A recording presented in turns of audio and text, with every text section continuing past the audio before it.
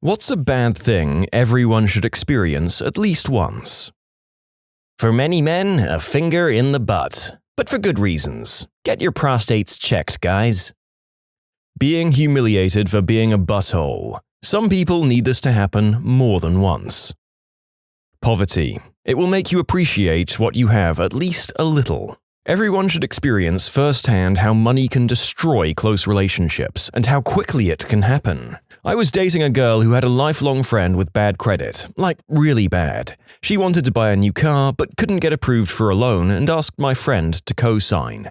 Then it turned out her credit was so bad she couldn't even use a co-signer.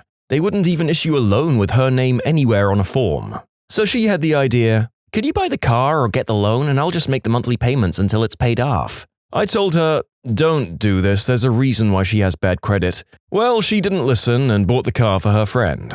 Her friend made exactly one payment to her, and the next month, nothing. She started ditching phone calls, and then we find out she moved out of her apartment. Suddenly, this girl's family, who my friend had known for 15 years, is pretending they don't know where she lives and has no way of getting in contact with her. A couple more weeks and an envelope with half a car payment, 3 weeks late at this point, shows up stuck under my girlfriend's doormat. The next payment comes due, and nothing.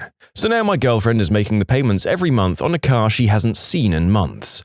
Her friend, who promised to make payments, is a payment and a half behind, and it's only been 3 months. The one thing she listened to me about was she kept a key to the car, so we had the idea we'd find the car and take it, since it was legally and morally her car anyway. So we spent I don't even know how many weeks every night driving around for hours, hitting this girl's hangout spots, friends' houses, family houses, etc., until one night we find the car parked in front of her father's condo. My girlfriend jumped in, took the car and drove it to another friend's house, who was going to put it in his garage for a while until things cooled off. We weren't 2 minutes gone before bad credit chick is blowing up her pager, yeah, it was that long ago, having suddenly remembered her number. Anyway, long story short, this was a lifelong friendship. And this chick barely even hesitated at the chance to steal a frickin' car from someone who was trying to help her.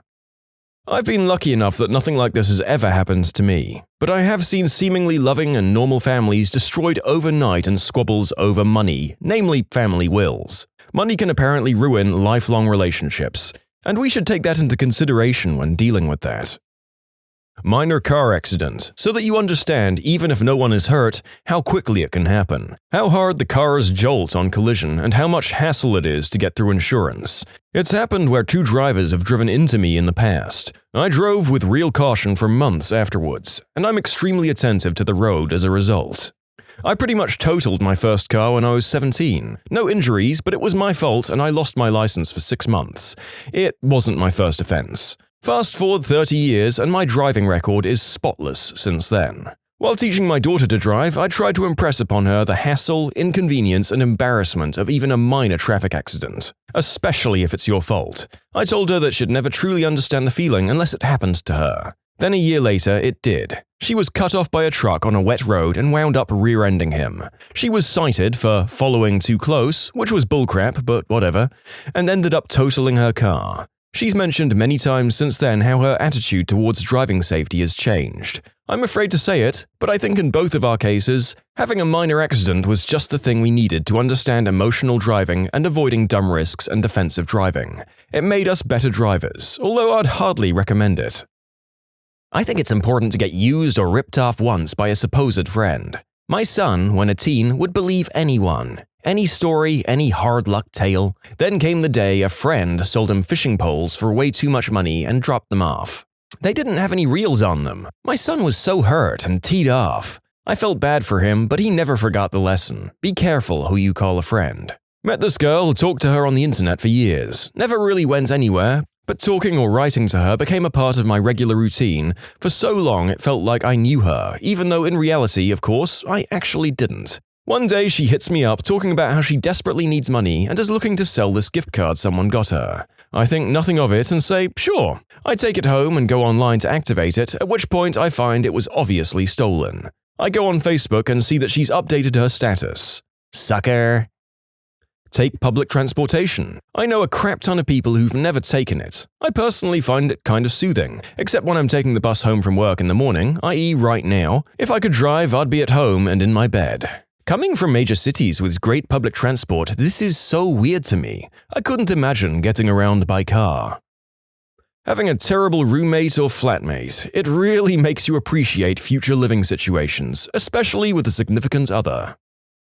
The moment of panic and the lingering feeling in the pit of your stomach when you're driving and narrowly avoid what could have been a disaster. Not even necessarily your fault, things like braking for a deer or a car not seeing you in their blind spot and changing lanes into you and you have to hit the horn. Something that reminds you that no matter how much time we spend driving and how easy it usually is, vehicles are freaking dangerous and you don't want to get careless. Something that reminds you why driving deserves your full attention the entire time.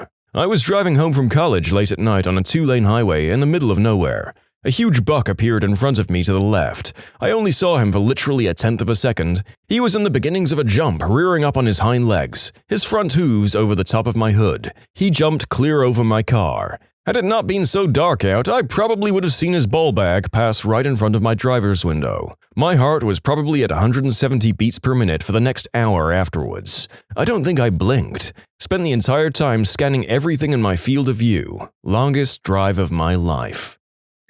Being humiliated for behaving like a jerk. Some people need this to happen more than once. Agreed. That moment of self-awareness when you realize, no, you're not being funny, or the other person isn't in the wrong, but you are being a jerk, that's humbling. You learn to be a better person from the experience. Unless someone actually is a jerk, then they just double down and assume everyone else is the jerk. When Borders was closing, they didn't allow returns. This was on numerous giant banners all over the store, so it's not like they were hiding it. There was a long line checking out, and this guy was yelling at the clerk about a $3 CD and moaning about why he couldn't return it if he didn't like it. A normal jerk, whatever. Then he goes, "This is why you people are losing your jobs. You don't know how to keep the customers happy." And several people yelled and chewed him out so badly he dropped his crap and left. Seriously, what the frick, man? I hope I actually helped with that one. This was your informative piece on why not to be a jerk, from the sister channel of Am I the Jerk? And yes, I did write a quarter-page worth of stories purely for a lame gag and a plug for our sister channel. You're welcome. Working in retail and/or fast food service. Working those jobs really changes your perspective on what's an appropriate way to behave in those environments, and shows you that many people have no idea how to behave appropriately in them.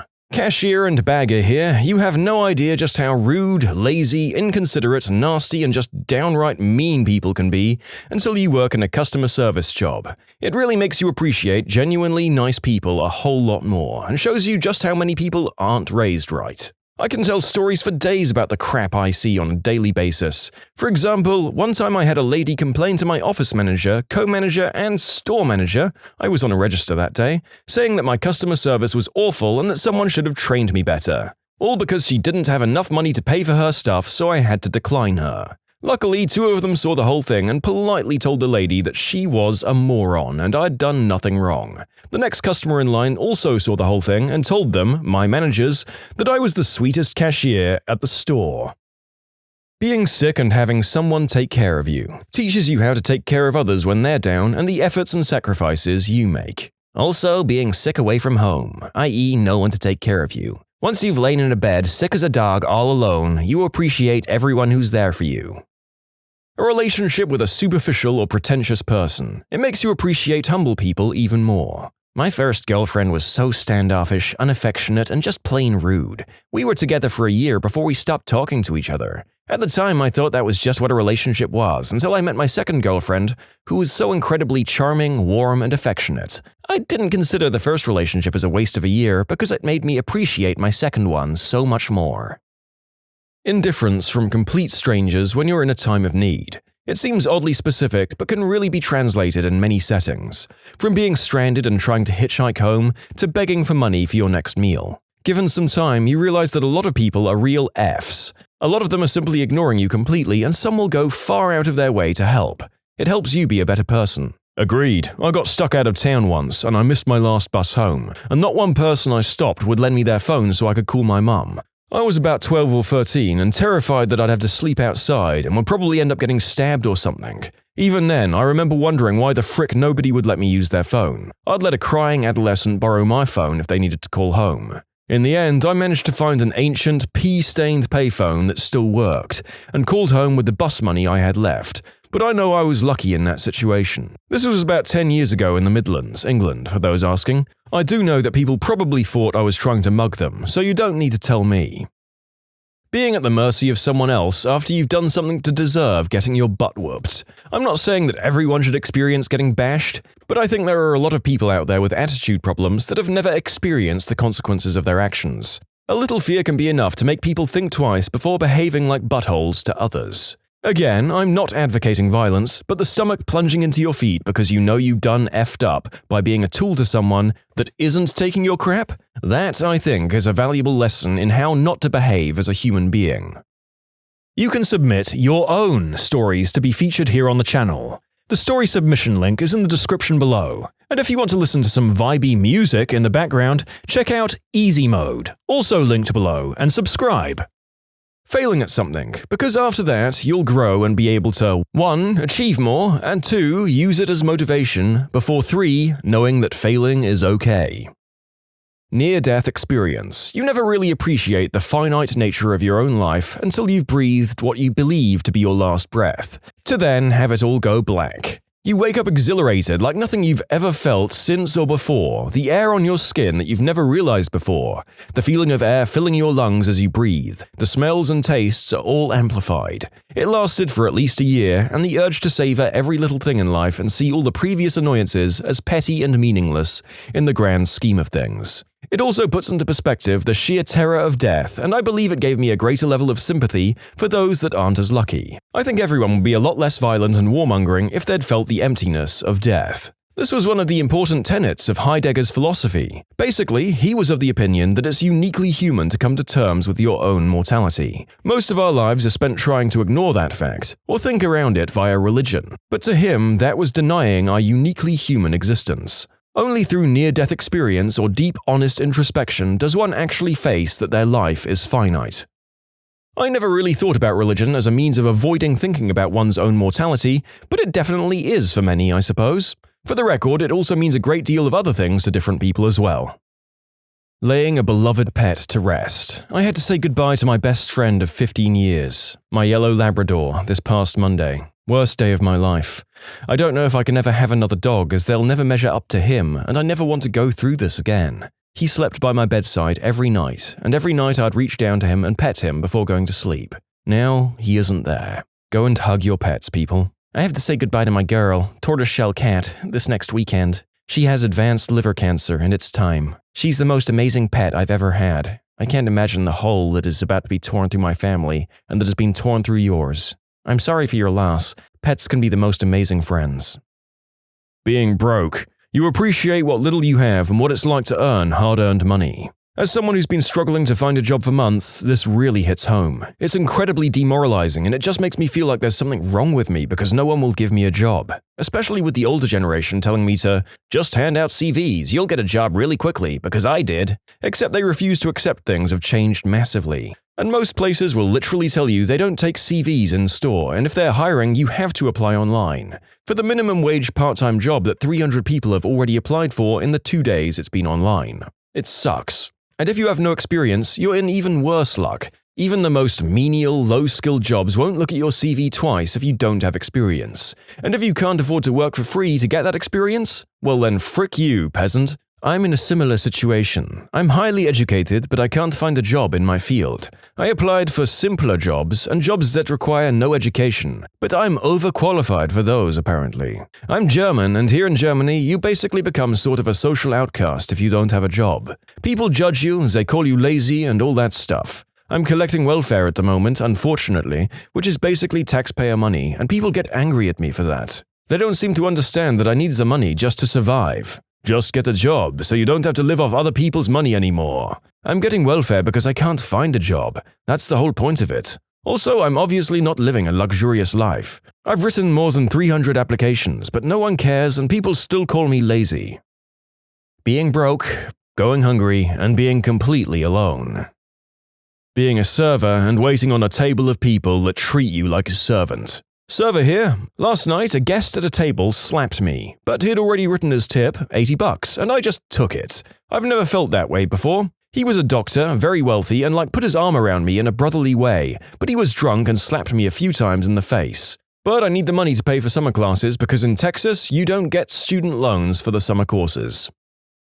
Heartbreak or being broken up with. It's awful, but I think an important growing experience. Shoot, I went through that with my first breakup. She was the first girl I ever loved and the only one to this day. Luckily, my buddies were there for me, but it was humbling. I was a mess, I just kept crying for days. And then I had a 3-day train trip, on which I could also barely keep it together. I know men crying isn't necessarily wrong, but it just felt so unnatural. I didn't know I could feel so bad. But it was a good learning and growing experience. In an interesting or happy twist, I ended up getting back together with the same girl 6 months later, and we've been married for 5 years now.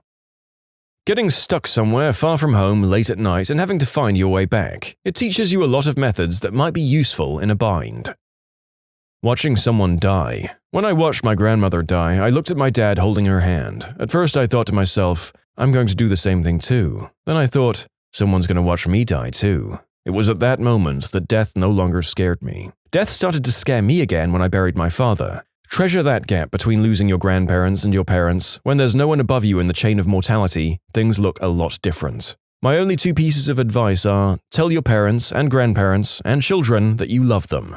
Regularly. I almost feel bad telling people this, because there are those that it's not true for, but I did get to say it to my dad in the last conversation we had before he died. That thought brings me some peace. Also, write a will. Dealing with an estate is a pain in the butt. Dealing with an estate without a will is a major pain in the butt that no one needs. There wasn't any fighting over assets, but just tracking everything down, paying necessary taxes, paying for the funeral and disposing of various assets was incredibly difficult while I was in the middle of mourning. Thanks for your contribution to the stories. These are wise words, and I hope it's a long time before the rest of us have to put your lessons into practice. Running through fields of wheat. So naughty.